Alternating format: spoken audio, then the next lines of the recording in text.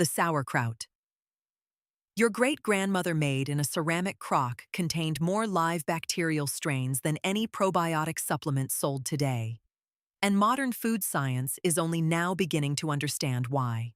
Traditional fermented foods, made through wild lacto-fermentation without heat, starter cultures, or preservatives, produce a microbial ecosystem that commercial products are structurally unable to replicate. The reason isn't effort, it's economics. And understanding that gap changes how you think about every fermented product on a supermarket shelf. In 2021, researchers at Stanford published a randomized controlled trial in Cell, Wastic et al., PMID 34256A14, that remains the most rigorous human study of fermented food and immune function to date. Participants who ate a high fermented food diet for 10 weeks showed significant increases in microbiome diversity and measurable reductions in multiple inflammatory proteins, including key cytokines linked to metabolic disease. The fiber group, eating more vegetables, legumes, and whole grains, showed no comparable effect. What that study used was real fermented food: yogurt, kefir, fermented cottage cheese, kimchi, vegetable brine drinks, kombucha, not capsules, not powders, live culture, traditionally prepared foods. A 2021 in vitro study in nutrients on water kefir fermentation, Kalatayud et al., PMC 8625349, confirmed that traditionally fermented dairy and vegetable products produce short-chain fatty acids, butyrate, propionate, and acetate, that serve as the primary fuel for colonocytes and regulate intestinal barrier integrity. These postbiotics persist even after the live bacteria don't survive stomach acid. Here's what commercial sauerkraut almost always does that kills the benefit: pasteurization.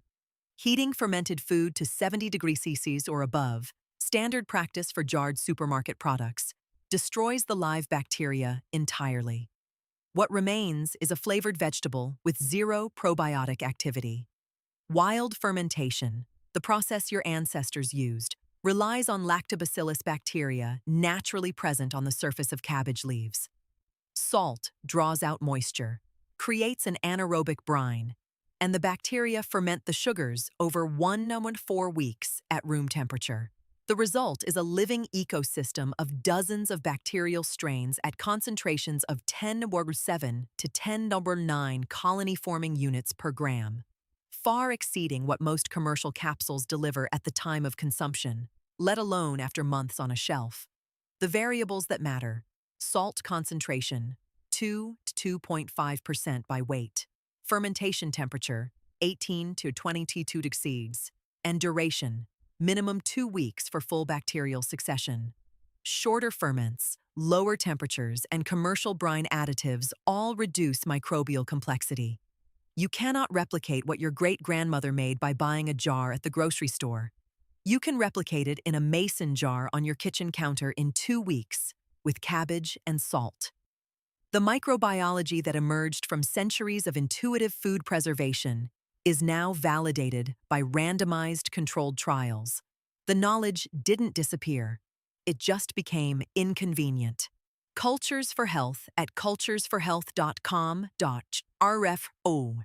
Cultured Roots has everything you need to get started. Use code CULTURED10 for 10% off. Mountain Rose Herbs at mountainroseherbs.com. Lomshout, Cultured Roots carries the organic ingredients. And if you want a research-backed daily probiotic supplement alongside real fermented foods, Seed at seed.com. Teach. Via Cultured Roots channel is formulated with clinical strains.